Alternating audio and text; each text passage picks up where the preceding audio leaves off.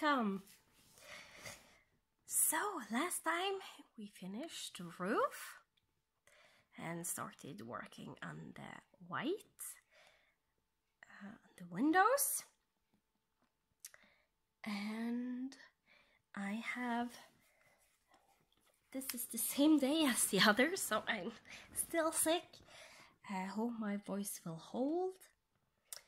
I have dug out some colors that we might start using. The 869, which are used in the top here of the roof, these two rectangles and the 3. So it's also going to be the 3 on this side and some of the planks on the house. Planks on the house, there is also a new color, 420. We haven't used that before, but that is going to be used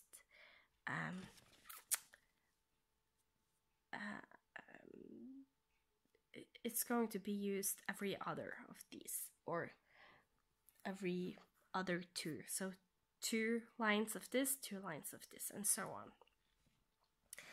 I have also dug out 469, which is this dark green,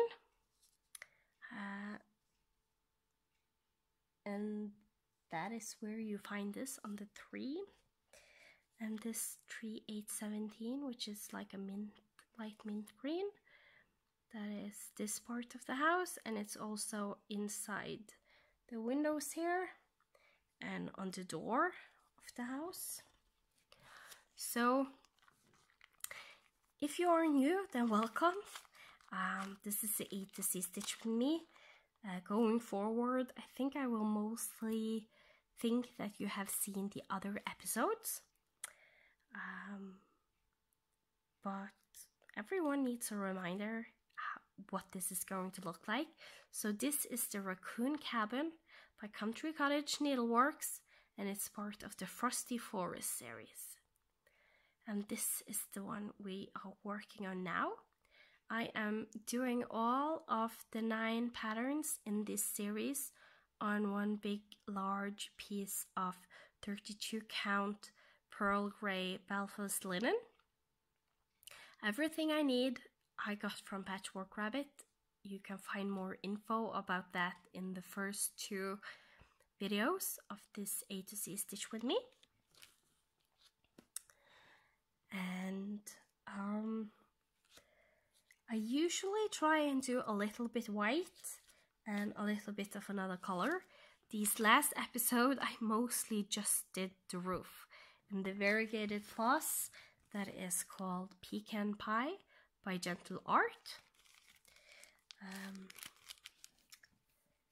And I also have white in a floss away bag because throughout these 9 patterns we are going to use this whole skein of white, and since I know that, I like to just put it in a floss away bags and have it with my whip, so I know that is the white I am going to use for all of this. And if at the end I need more white, then I will of course find more white on a bobbin or something. So since there is a lot of white, you need to be aware if you want to stitch this yourself. There is a lot of white to be stitched. Just saying. It doesn't bother me. I like stitching in white on this pearl gray linen. It really pops. So I'm not bothered.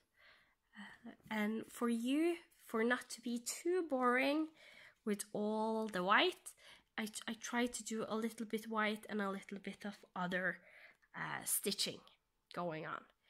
That will be harder as we come down here, because I like working from the top down, at least in a way. So we'll see what I am, how my brain works when we come to that part, and how I want to stitch, because it usually depends on my brain and how my brain works. So it has been so much fun to be back stitching this pattern again. It's been a long time since the last time, and much longer than I wanted to, because suddenly I turned sick, and most of the time when I have been sick I haven't had a voice at all.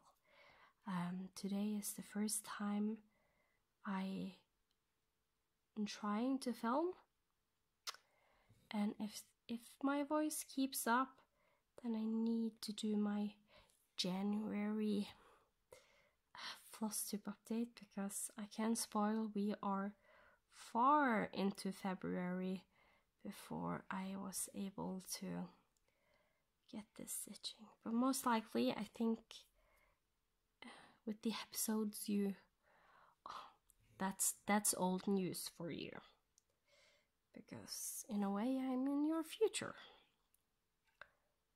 It's weird how time is. For me, I'm doing this now, but it's not going to be presented to you before, I think this will maybe be in the end of February or beginning of March. So, but that's okay.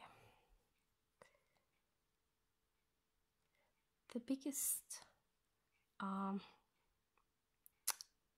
problem is if I want to talk about something, it needs to be something that is not too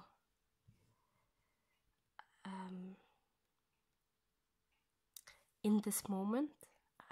Need to be a little more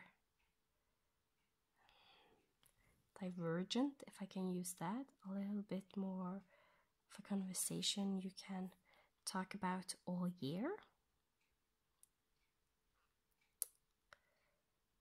So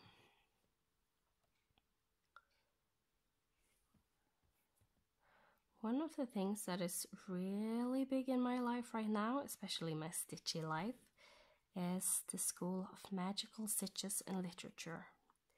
And I originally joined that because I wanted to read the Harry Potter books in English. I have read the Harry Potter books more than once, but each time it was in Norwegian. And I know that things get lost in translation.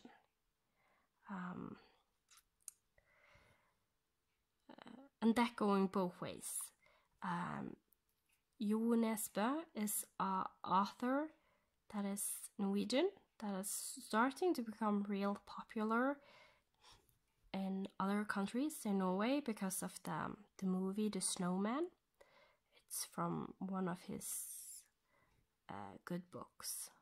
It's actually not my favorite book. He has, but it's a big series with the detective Harry Hole, or in Norwegian Harry Hole. And I know I have read a little bit of one of the books translated to English just to see, and at first I was like, oh yeah, you lose so much in translation because of the Norwegian vocabulary being so poor in a way, but it's not that, because it goes the other way around also. Norwegian books translated to English, you do lose something on the way in the translations. Usually the translators are really good and makes it so you don't lose too much. But I think as long as it's two different languages, you will always lose something, in my opinion. So I wanted to read the Harry Potter books in English, so I am a big fan of Vicky from Reading and Stitching here on FlossTube. I have followed her for a long time. I love Disney and everything having to do with Disney, and so does she. She does full coverage projects and fancy ladies, and she does a little bit of everything. So she in a way reminds me of me when it comes to stitching, in a good way. So when I heard that they were going to do a Harry Potter, they had done a Jane Austen, like reading. I don't know, they did read and stitch Jane Austen, but I don't think they had much challenges. I'm not sure. They might have had that, but Jane Austen isn't a big author here in Norway at all. I want to read some of her books. I have seen some of the series and movies when it comes to Pride and Prejudice and so on. So I know who she is and what she usually writes. But she isn't a big author here in Norway. Let's just leave it at that. So doing a year-long challenge with Jane Austen, that didn't really tempt me, so I never joined that.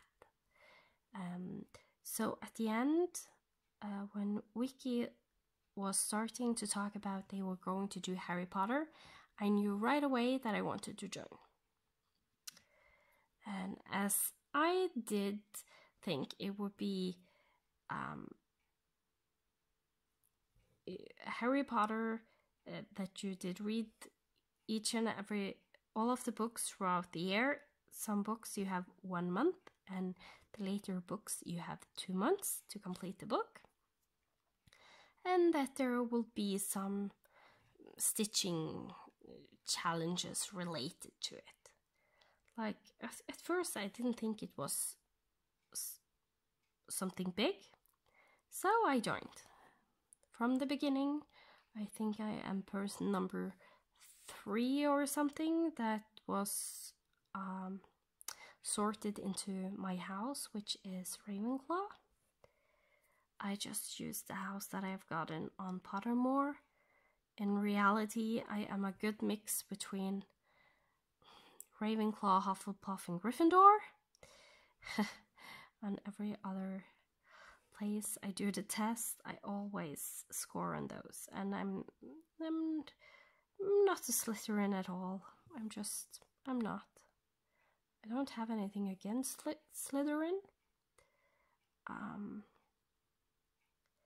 And also, as they try to highlight in the book, Slytherin isn't that bad per se. It just, I think in a way the fact that Voldemort is from Slytherin makes that house less popular for most people. I just don't like it because it's not me at all. I'm not that kind of person. But I don't mind other people being from Slytherin.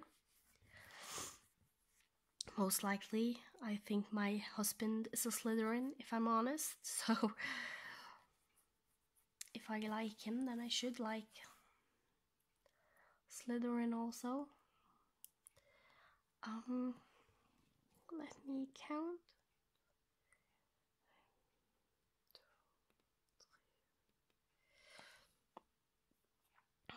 So yeah. So I was one of the first to join. And with it has become a really big hype, being a part of Magical Stitches and Literature. I feel like I have to say that it's not a challenge I joined because of the hype. And I think the reason I need to say that is because I have a really big FOMO, fear of missing out. So I usually join challenges in the middle of the challenge just so I'm not left out. And I'm doing so many challenges that I'm getting burned out in a way. So this year I was trying not to do too many challenges, and the magical stitches and literature, as I said, mostly I thought it would be reading. But the way it has turned out, I really like it a lot. So I'm not sure if I want to stitch so I can jump from here to this row, or if I'm just securing the white floss and do some more of those small stitches up here. I think maybe I will do that. Get a little bit of floss if there's left to do those stitches.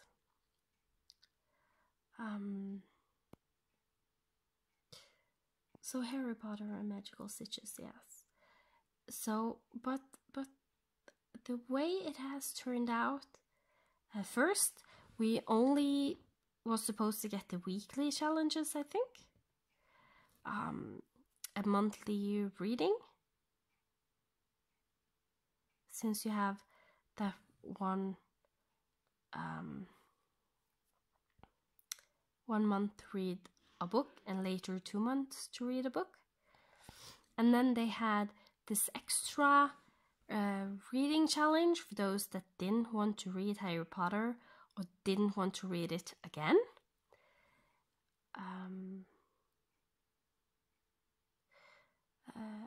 And you would always, the plan was always that you were sorted into houses, because that was one of the first things that you did. And then suddenly people were asking to do more. So you would be able to do more for your house, earn money, do the house cups. Cross stitch is fun. Try to do a Harry Potter themed big challenge a year, but they didn't make it work. It didn't work the way I think people wanted it to. So I didn't join much. But this way that it's done, it's perfect. And it has gone from that you have a weekly challenge that you get each and every week, so you're looking forward each and every week to get a new stitching challenge. You have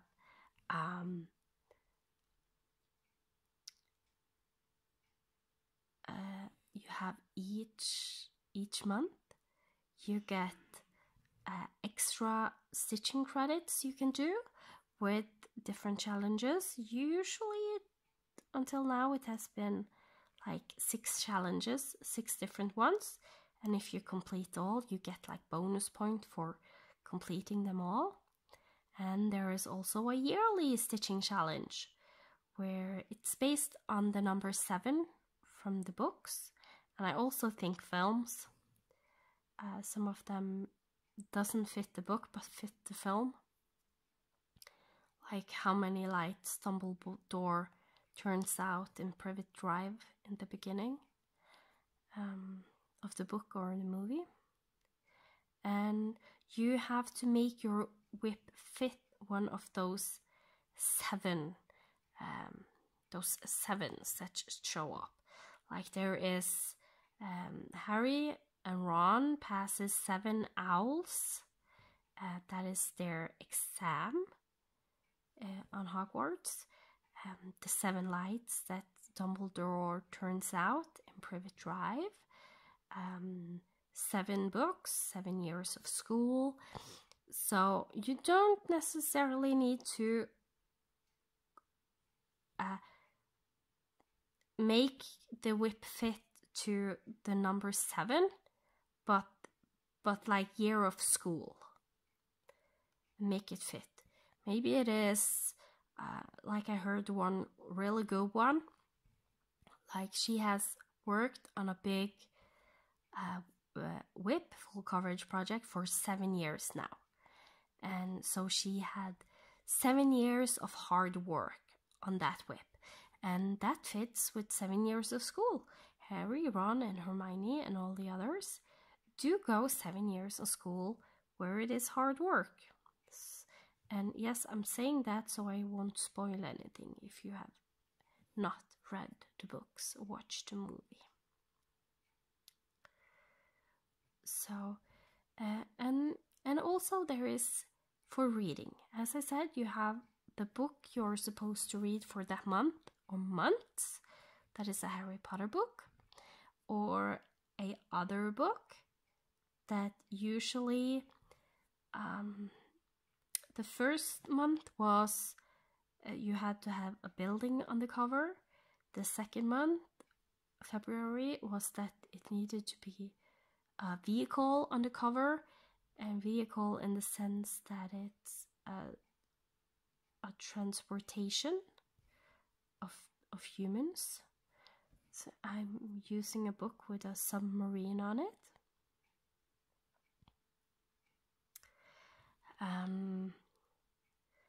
And you have extra monthly reading challenges where you get different things. You need to find a book that fits and read. And you have the yearly reading challenge, which is based on the word Hogwarts and the word for the houses. And each book you need to either the title or the author's name need to fit. Like Dan Brown Origin can be put in O for origin, or it can be D for Dan or B for Brown.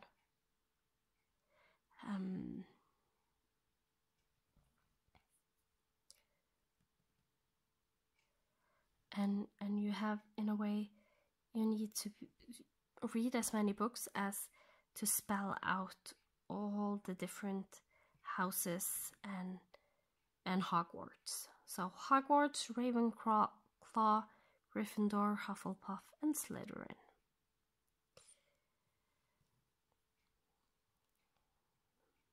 So it is a really fun challenge to join, and it's not because of just the stitching, because yes, I get a lot of stitching done, and I got a lot of stitching done on different projects, but you don't feel like you are just stitching 10 stitches here and then switching and stitching 10 stitches there. You are actually making significant progress, at least if it's a full coverage project, then 100 stitches can be seem a little, because the weekly ones usually are around 100 stitches. The monthly ones are around 300 to 500 stitches, and the yearly ones are always 1000 stitches. So you, especially with the weekly ones with 100 stitches here and 100 stitches there on different projects, you feel like you have done a significant amount of progress before going on to the next one.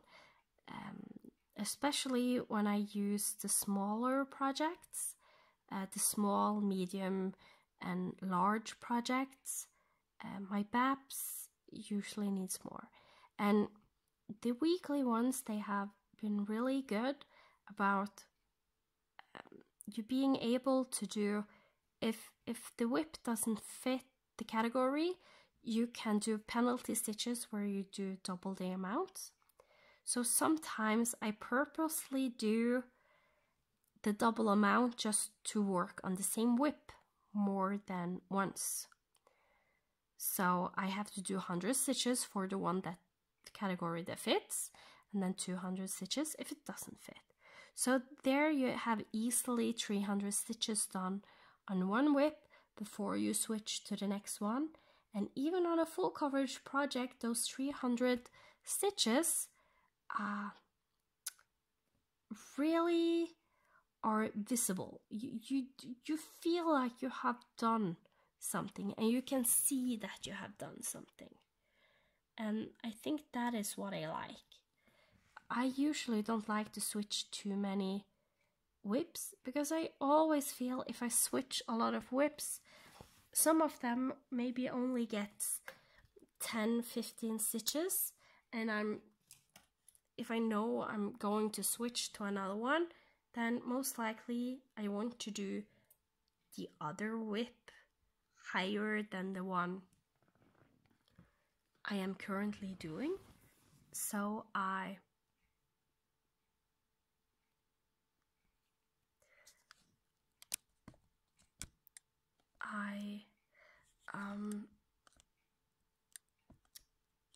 lost my train of thoughts.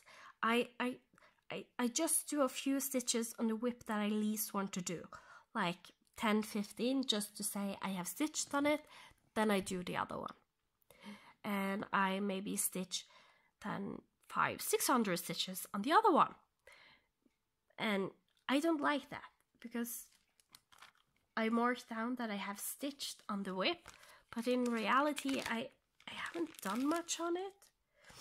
But with this challenge, I'm always secured at least 100 stitches. I never seen a challenge do under 100 stitches before I switch projects. And if it's a whip that I don't necessarily like, doing 100 stitches, or some of the penalty stitches we have done has been 300. It's just enough that you don't start to hate the whip too much, but at the same time you get some progress in on it. So a lot of the whips that I'm not very fond of, I have managed to get a lot done. When measuring, I usually use my ruler. I shouldn't need to do it for this, because this is only going to be used on this project, but I like this length. So twice around a 30 centimeter ruler, and one time is like from this end and back up, so it's 60 centimeters since it's double. Since I'm doing that 2 times, I'm using lengths of 120 centimeters for when I'm doing the loop method. And I usually measure everything I take off the bobbins and such, just so when I'm working on my blended floss projects, it is easy to do, because I know those lengths are exactly approximately the same. They might be some millimeters difference, but it's not like a whole bunch. And the rest of the floss, of the strand, I'm just twirling around my finger, and I put it in the floss away bag on this project. Usually I have it on bobbins, then I do something different. So yeah, this whip I have not entered into the... I did enter for one challenge into the magical stitches, but normally I don't. One, I don't want to start counting stitches when filming and stitching at the same time. And secondly, I'm sorry, I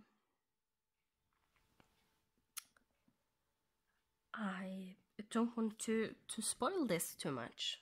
So the one challenge I used it for was you were going to show a picture of a whip that fitted the Hagrid's quote that, "Oh, I shouldn't have said that." And that fits this whip because I want to keep it a secret.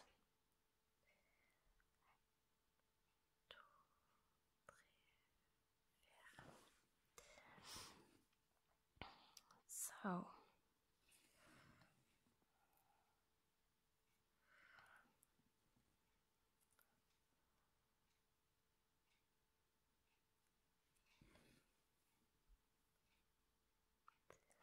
now I need to concentrate because I'm doing these white stitches here and there. And I'm doing these because it will make it easier for when I am going to start the top of this tree. And I want to get that going so I can work a little bit on the house, a little bit on the trees, and yeah.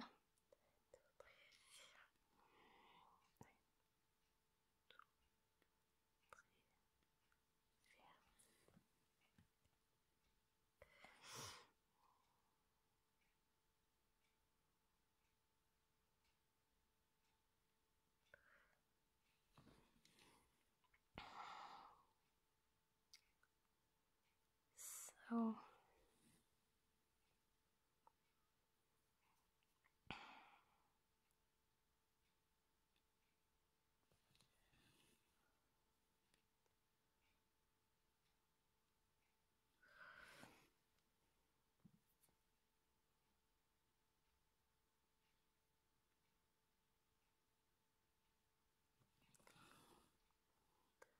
and with you almost right over where I am stitching, this is tiny bit hard to see because I can't put my face as close as I like to, because then I will hit my mobile phone, which I'm filming on.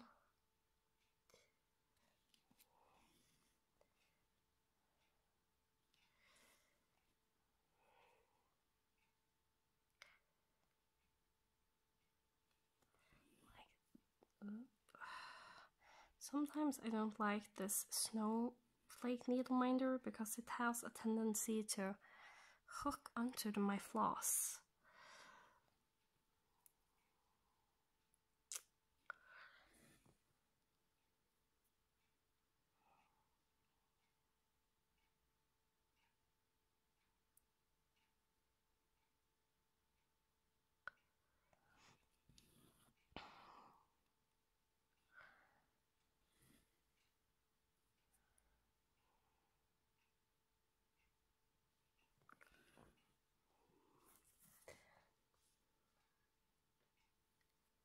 Okay, that is a pretty long jump. So I'm going to secure, and the rest of those single stitch snowflakes I will start and stop where they are going to be stitched, I think. Just to make it look a little bit prettier. It takes a little bit more time, but I feel in the end it's worth it.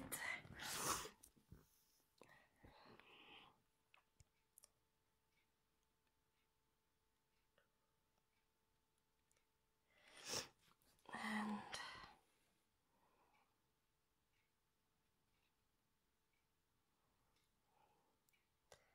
so that's what I'm going to do. And you will get a really good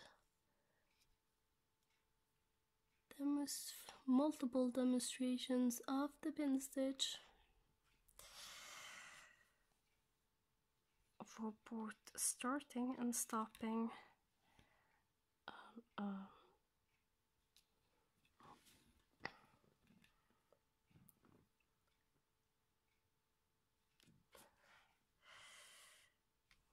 That was probably hard for you to see because for some reason the fabric is more pulled exactly here, so it's a little bit crooked, if you can see where it is secured.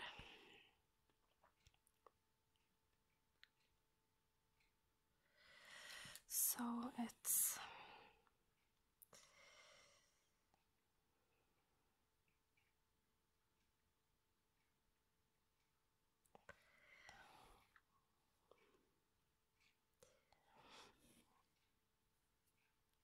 it was a little bit hard to do this stitch.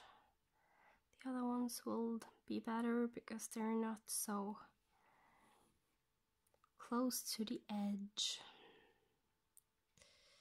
Now the pin stitch to end where there is an X. So I go up in the middle on the side. I could also do the top or bottom, but that direction I already did, if you remember from when I started.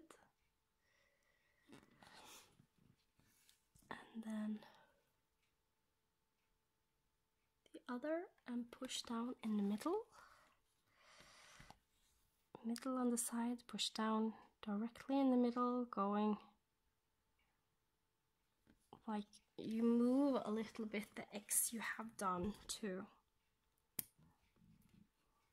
make this X. Alright, now I have 2 more. 5. So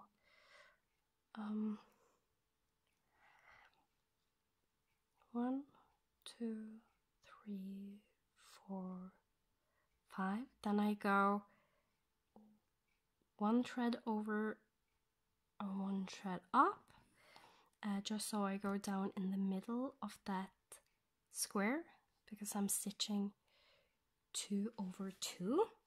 So I'm stitching over 2 threads.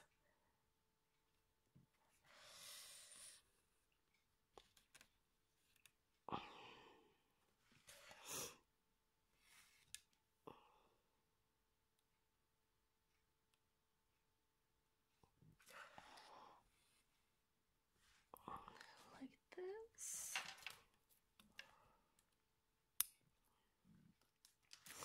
This is a really good way to do. Oh, that was my scissors falling down, sorry. This is a good way to do single stitches if you don't want to jump. 2, 3, 4, 5. And I always count the second time again after I have done the pin stitch, just to be absolutely sure I am in the right place when doing the stitch. Since I have done the pin stitch from top and bottom, I'm going to the left side. Down in the middle, you can see me go moving a little bit at the X to hit the middle. It's actually pretty easy finding the middle with a linen or even weave. That's harder on Ada because you have to pierce the fabric without seeing the fabric. Here you just kind of have to find a hole and go down in the middle because you know there is a hole right there. Sorry. And I need to put my scissors.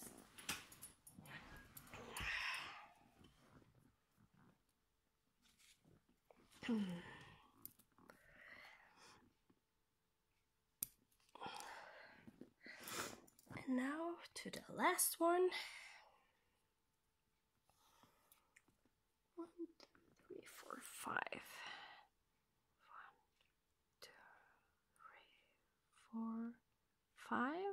Then I go 1 thread over and 1 thread up to find the middle. I could also go 1 thread up and 1 thread over to find the middle. I just like to go over first and then up. And that is, of course, if you're like me, starting in usually starting in the bottom left corner of the stitch. You count that way, going one over to the right and up, because I always count my stitches, almost always count my stitches from the bottom left corner of the stitch. So 1, 2, 3, 4. What?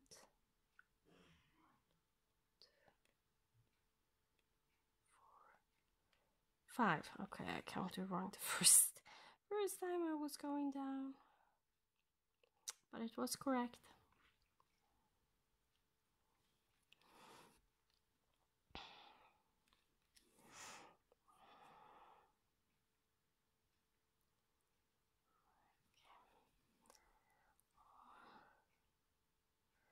Then again, up on the left side in middle, a hole in the middle of the 2 strands I'm stitching over, down in the middle where I have to move my cross a little bit.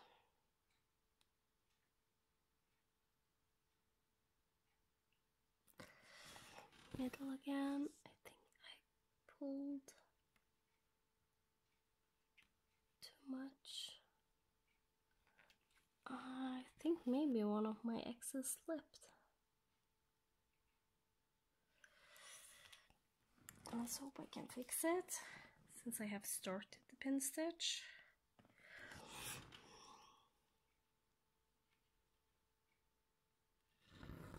Yes, I can. Good.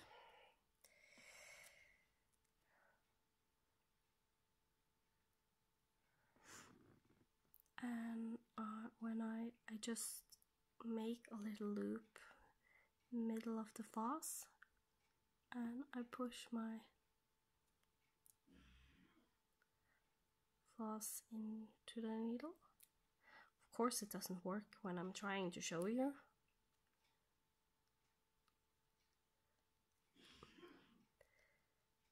Wiggle it down. And pull it through.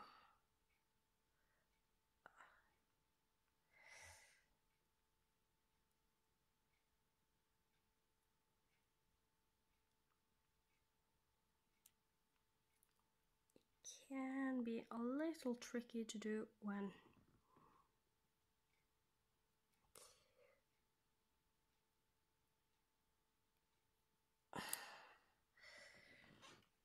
if you're on the wrong eye of the needle, which I most likely was.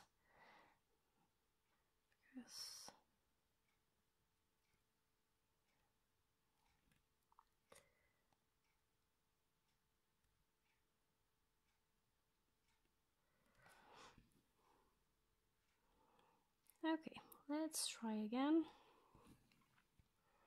This side.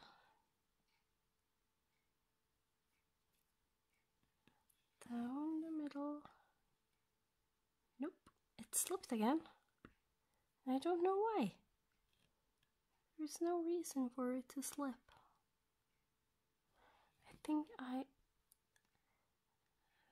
need to go up from the other side this time.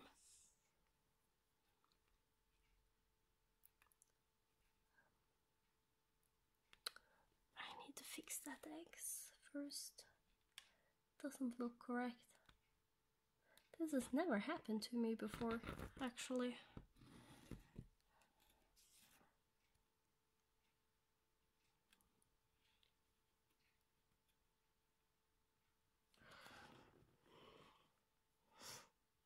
I think I'm going to do the whole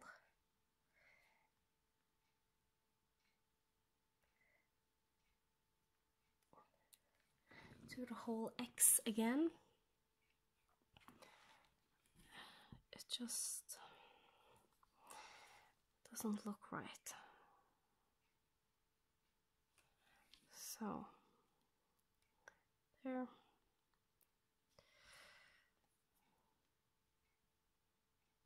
there.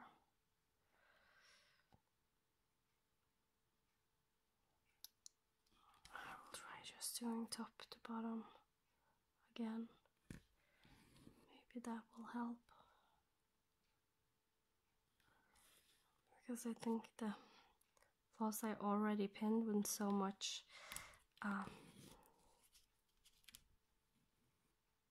yeah, that's much better. Since I already have been frogging the stitch I did down in the middle, I think it started to loosen a little bit the pin stitch I had done first. So I went the same way just to secure it even more, and now it looks good. So let's see. I will secure this the next place I want to stitch with it, but I'm not going to stitch with it just yet. So from the third branch, 1, 2, and 3. 1, 2, and 3, and I'm going 1 over and then in the middle, just because if I have the opportunity, I don't like to pin stitch on an X that is on the edge. It doesn't really have so much to say. Like here, like with the single stitch, you can't see that I have pinned it at all. I just like to do it this way. If I suddenly didn't do the pin stitch good enough and a little bit is showing through, then you really can't tell when it's under 2 other stitches. So 1, 3, and I usually will park with a half stitch. I think it's just a habit that I'm starting to get used to doing. So from when I'm doing full coverage, so that is what I have done. Okay, this episode is starting to get a little bit long. So what I can do is use this new color 420 that we haven't done yet, worked with on this project so far.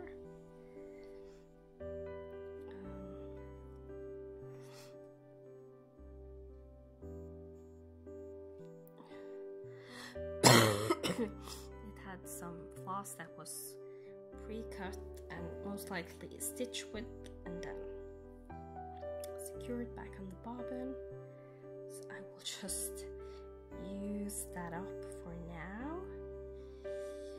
And since this is starting to be a long one, I'm just going to use that little bit of floss and do some stitches with color for you, because I have only been stitching with white so far today, or this episode. And here there is just this row right here, not this one, just this row right here with this color, before there is 2 rows with 869, the little bit darker brown. 420 is a little bit lighter, so I'm just going to do those and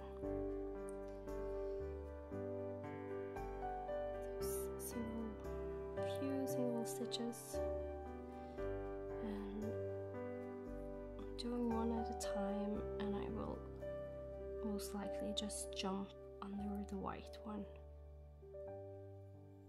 Normally I would go to the back and secure it underneath, but I don't have that I want to do it. Usually can't turn it around as good, so we'll see if I can at least turn it around a little bit. So I don't know if you can see it. I'm trying to get you in frame, but it's hard. So I'm just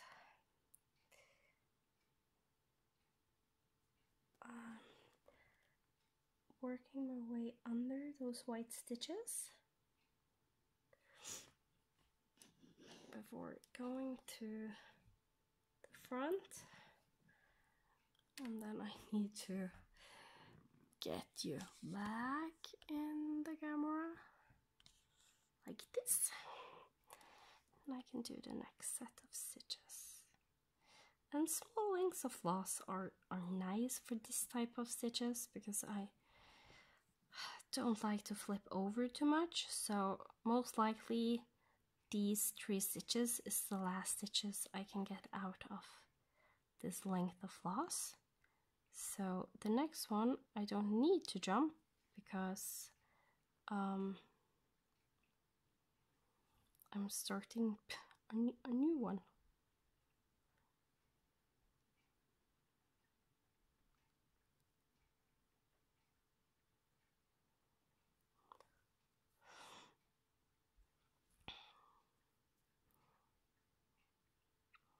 And 3 stitches are usually just at the edge of where I will just jump without weaving the floss under the other stitches, and not. 4 stitches for me is just a little bit too far, which was over here 4 white stitches. Now there is 3 white stitches, and the next one is actually 4. So yeah, this is the only time I could have jumped, but now the floss isn't long enough, but that's fine. That is a-okay. Like that. A few stitches with color off the wall of the house. Okay, with that I will love you and leave you, and I will be back next week. Thank you so much for watching and supporting me and this series. I do love this series, so I'm so glad that you also show interest and appreciation for this series. It's a really fun one, and I love working on this country cottage needlework pattern, the Frosty Forest. So thank you so much. Have a great weekend with lots of cross-stitch partying, and I will see you next Friday. Goodbye.